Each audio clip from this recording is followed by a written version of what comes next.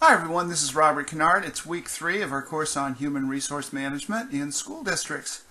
In week 3, our focus turns very much towards the evaluation of teachers, primarily teachers in the new reading and the new work this week, although there is some focus on non-teaching employees. Your primary reading is Chapter 7 of the textbook, which is about performance evaluation. In addition to that, this week we have 2 articles for you to read, which are embedded on the page. The first is an article published by Robert Marzano in 2012 about revising teacher evaluation systems in order to more accurately reflect instructional expectations. It's an interesting article, and it challenges a little bit of how we do evaluation in California. The more interesting article for my purposes is the article published by Coopermintz back in 2003.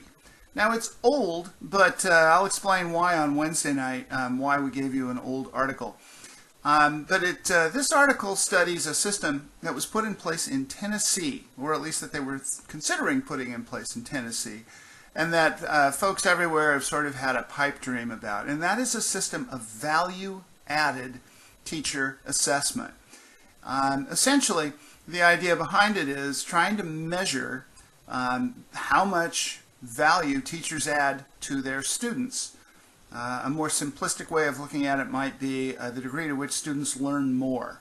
And the idea behind it was that in Tennessee they were exploring the notion of, can we identify some teachers who seem to get more learning out of kids than others? And what would that look like, and how would we measure it, and could we validate it?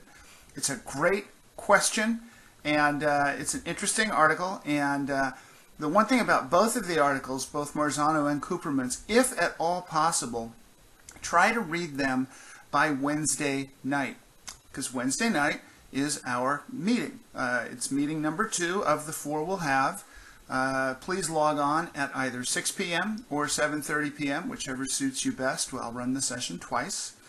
And among other things, we're going to talk about the findings from those articles.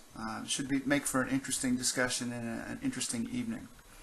Finally, your first major assignment of the course is due at the end of the week. That is assignment number 1. That's a paper in which you explain and analyze certificated hiring procedures and classified hiring procedures in your own school district. This is an individual assignment. As I mentioned in week 1, it's really important to follow the rubric for the assignment. And the easiest way to do that, and to keep yourself on track for doing that, is to literally divide the paper into subsections and give them headings that match the sections of the rubric. So, which is not difficult to do. It makes it easier for you to write. It makes it easier for me to read. And frankly, it's how we do a lot of writing in school districts anyhow. We tend to have headings and then discussion, headings and then discussion. There's no reason you shouldn't do it for this assignment as well. Again, that's due Sunday night before you go to sleep. The expectation is that I will start grading those next Monday. Thanks for listening. It's going to be a great week. I look forward to seeing you all online Wednesday night. As always, get in touch with me if I can be of assistance. Thanks for listening. Bye-bye.